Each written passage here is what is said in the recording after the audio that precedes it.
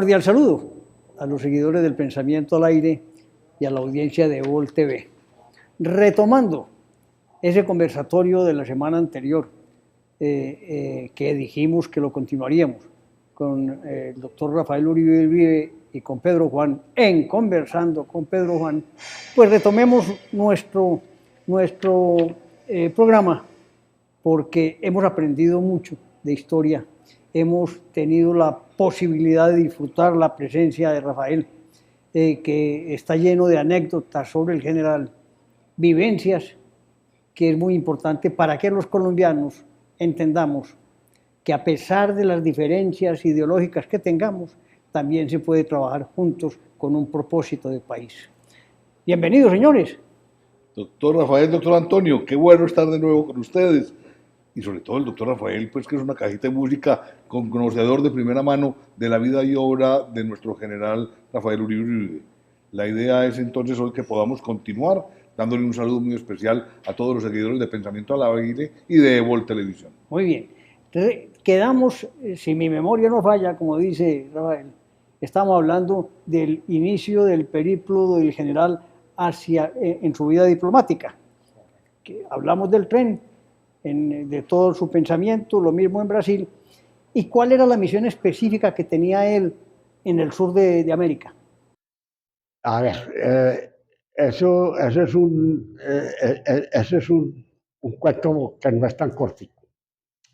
Resulta que el general tenía una virtud, y era que era apasionado por el análisis de todo lo que veía, y todo lo escribía. Él era,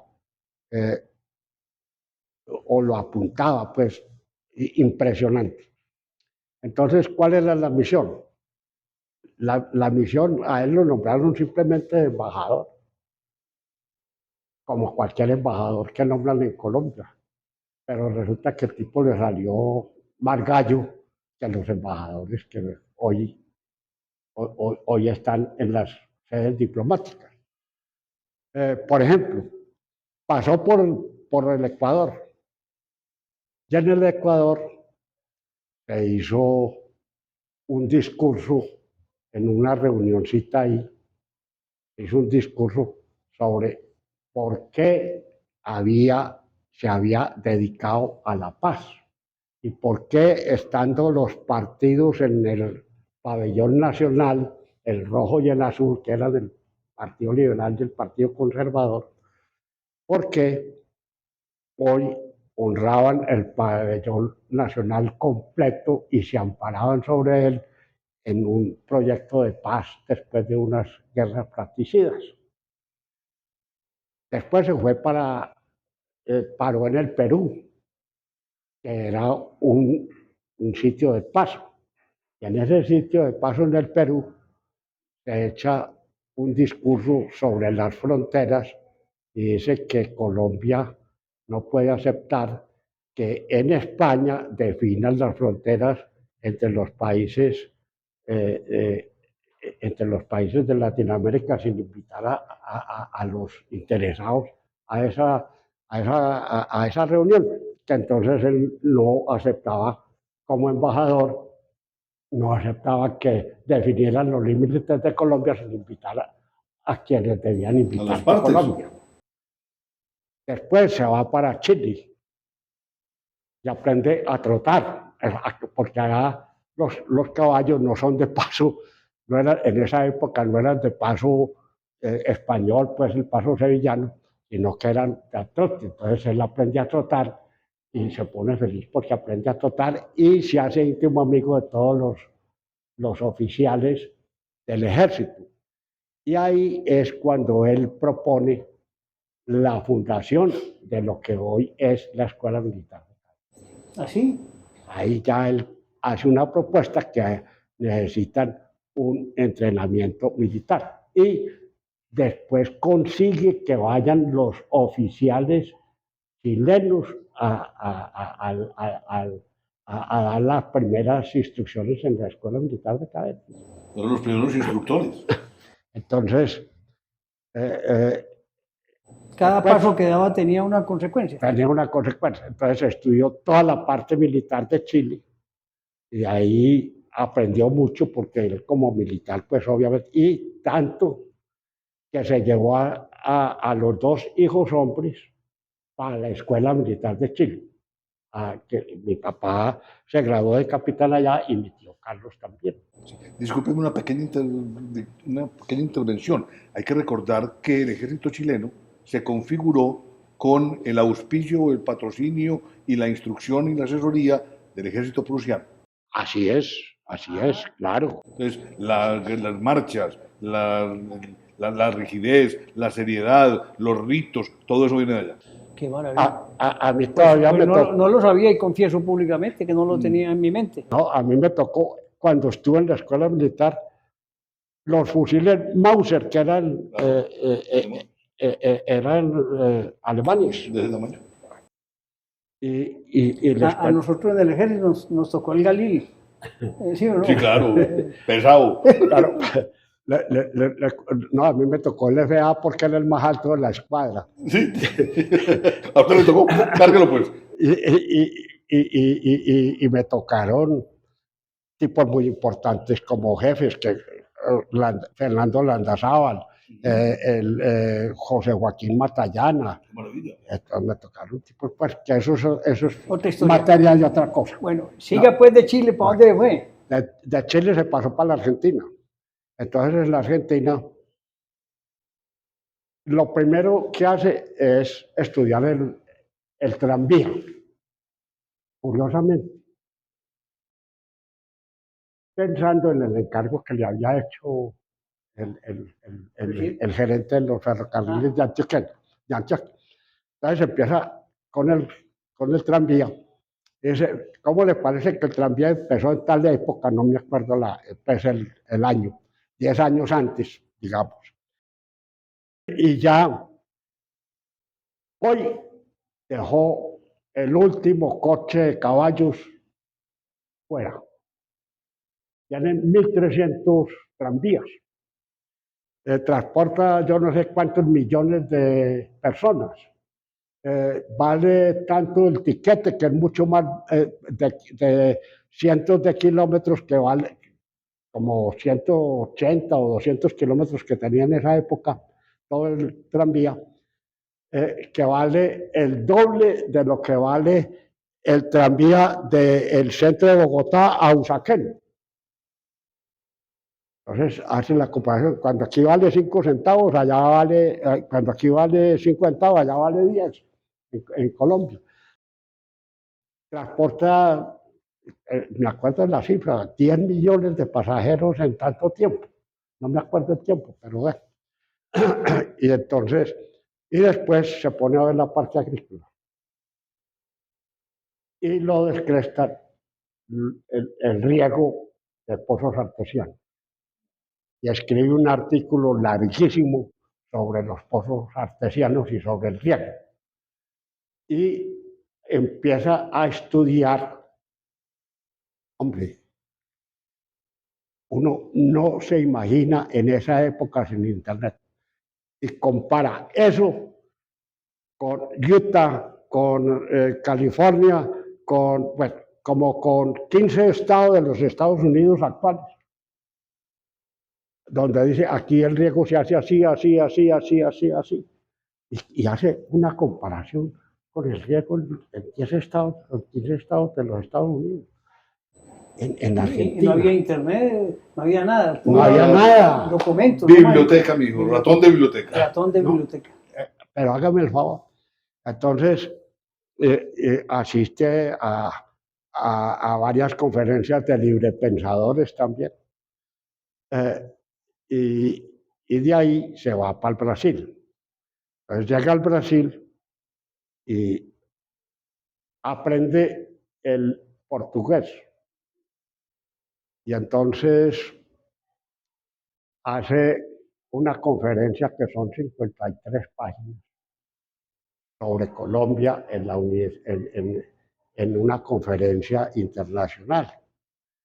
Y entonces, de geografía, pues en un instituto geográfico muy importante que hay allá. Y les habla de toda Colombia, toda, la cual se había recorrido buena parte a caballo él. Doctor Rafael, usted me disculpa, por favor, una sí. pequeña interpelación, pero es que no me aguanto, no me aguanto. Hay algunos a los que nos encanta la geografía. Obviamente, con el debido respeto, preparando esta charla y esta discusión, descubrí una lista que me parece muy particular.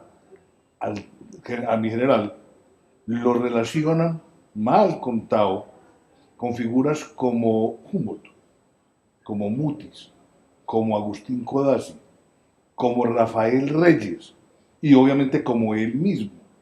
Cuando uno tiene en la cabeza las ganas de conocer el territorio donde vive, cuando llega a ciertos lugares, como que trata de chupar y aplicar, de chupar y aplicar. Y este hombre no podía ver algo que él se imaginara que podía funcionar en Colombia.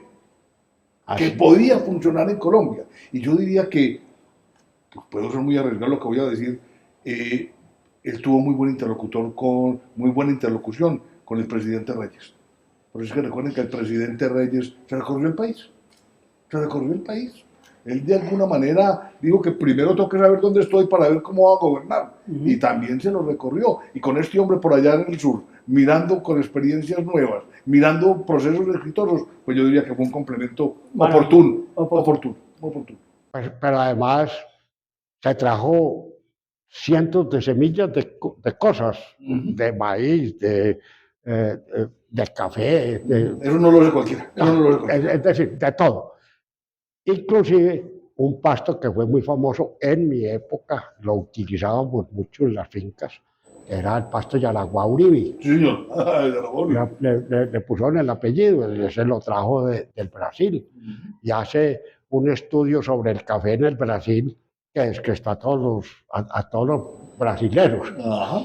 Es decir, una cosa impresionante. Entonces, estudió toda la parte agrícola, toda la parte industrial de todos los países, desde el Ecuador hasta Brasil. Toda la parte industrial, que era industria incipiente en esa época. Hombre, qué envidia, eso es lo que dan todos los embajadores, pues no lo hacen. Todo. No lo hacen. Es decir, es una cosa que uno no se la imagina. Y él se lo tuvo como iniciativa, es que a él no le dieron eso como instrucción. No. Él tuvo la iniciativa de saber que era importante recogerlo y plantearlo. Hombre, cómo manejaban los puertos. Él decía, hombre, es que, decía aterrado, ¿cómo es posible que el puerto de Santos mueva el triple del café que nosotros somos capaces de mover por el río Magdalena? Que era el transporte en esa época. ¿No? Entonces, ¿cómo? Hombre, uno lamenta que no fue presidente, ¿no? Lamentablemente. Uno lamenta, yo creo que hay lamentos que son constantes y esa voz de la lamentación se permanece en el tiempo. Los magnicidios nuestros han sido brutales. Truncan no solamente vida, sino proyectos de país. Una cosa tenaz. ¿Por qué se viene el general de esa vida diplomática? ¿Qué quería? No, lo que pasa es que estuvo el suficiente tiempo separado de su familia, que para él era lo más importante. Más de 3 años. Sí, él estuvo 4 años por allá. Entonces, desde 1905 hasta 1909. Entonces estuvo por allá y él no podía vivir sin la familia. Él, todos los días le escribía una carta a su esposa, a sus hijos. Llevó a los hijos que estaban en la Escuela Militar de Chile a conocer el Brasil. Y cuando llegaron, a los 2 días, él iba visitaba muchos pueblos y muchas ciudades en esta. Los llevó un paseíto a caballo que duró 18 horas.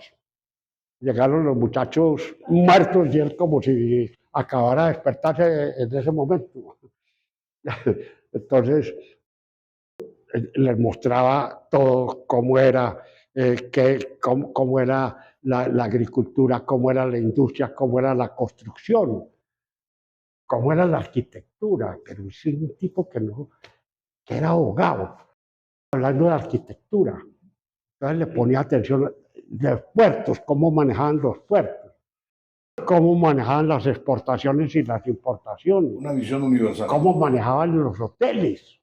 Es un tipo que iba a saber de hoteles. Aprendía. Aprendía Y opinaba. Y opinaba cómo eran los hoteles. Pues todo eso. Una maravilla. No, eso es increíble. Llega a Colombia el general Pedro y se acerca a su fin. Lamentablemente, una persona adelantada a su tiempo, que tiene compromiso con el país, toca intereses. Y él trabajaba temas muy neurálgicos, móviles, los que se quieran inventar, y aquí tenemos al experto, ¿cierto? Pero es que uno hablar de reformas laborales o de aportes laborales en medio de una esclavitud o semi-esclavitud disfrazada es maluco.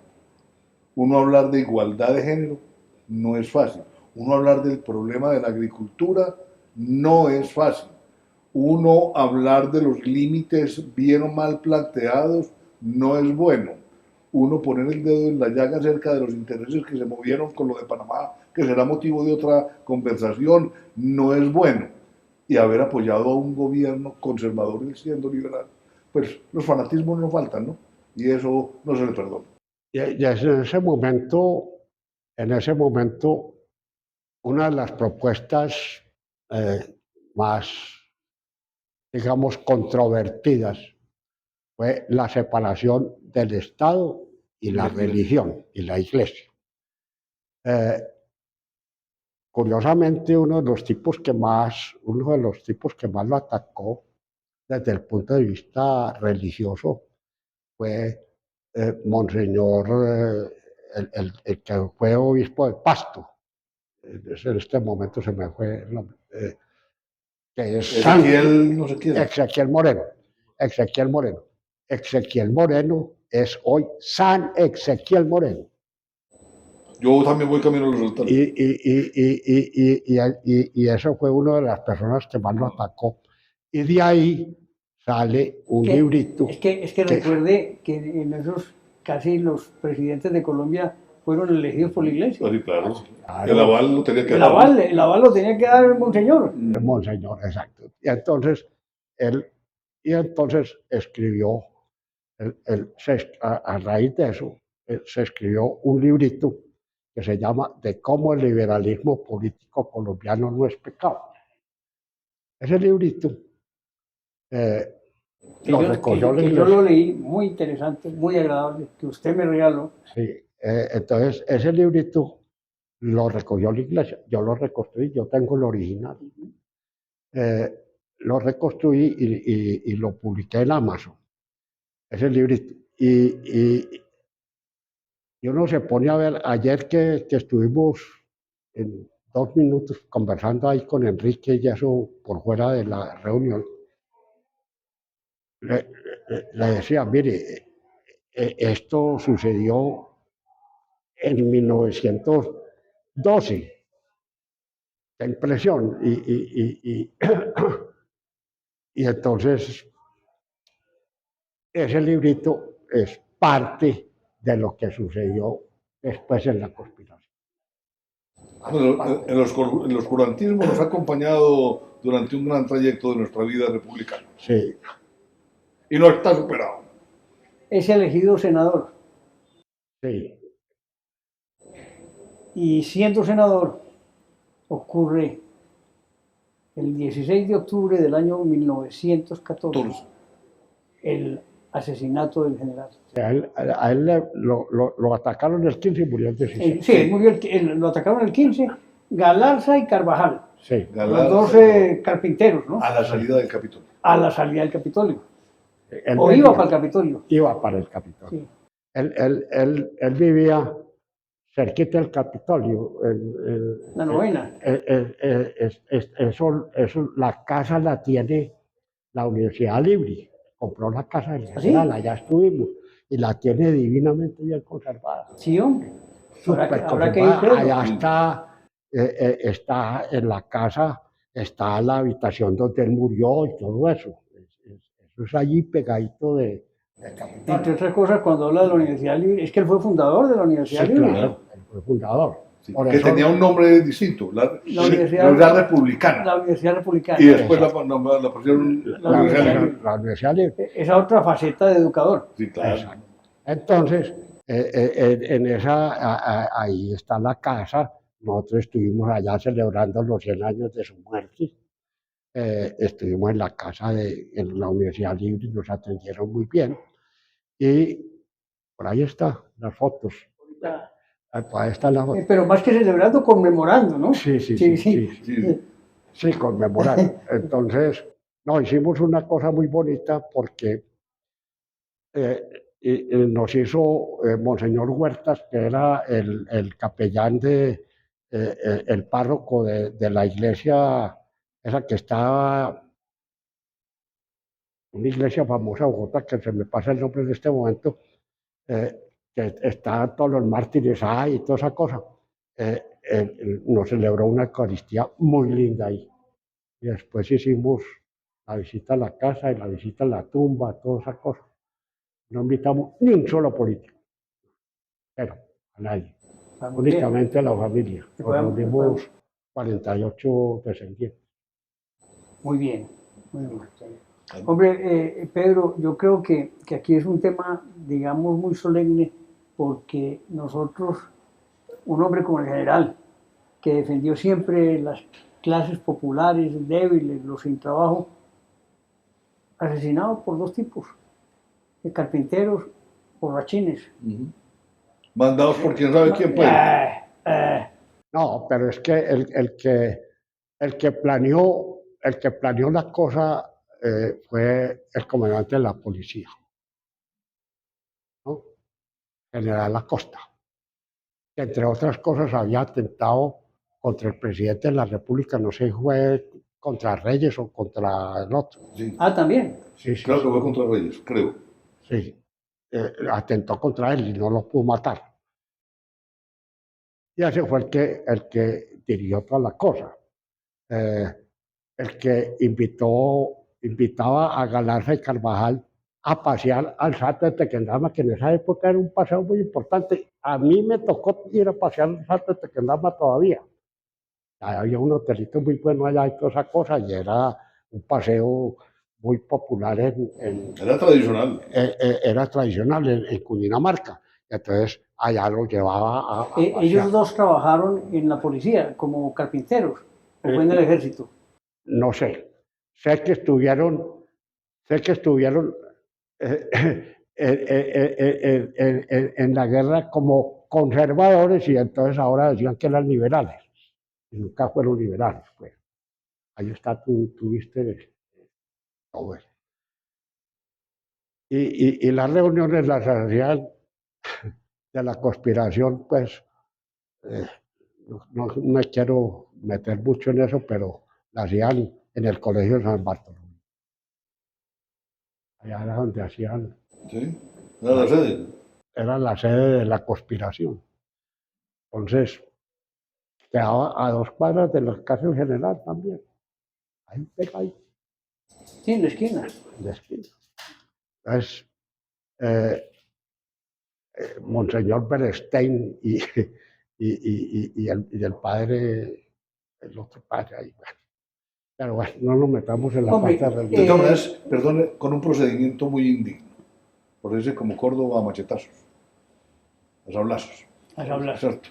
En esa época hubiera habido otra forma más menos torrenda, pues menos tortuosa. Atacaba por la espalda, además. También.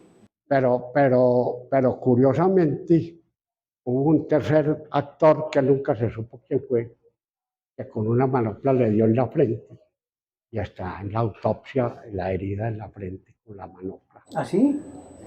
Fuera de los 2 hachazos de los Galarza y Carvajal.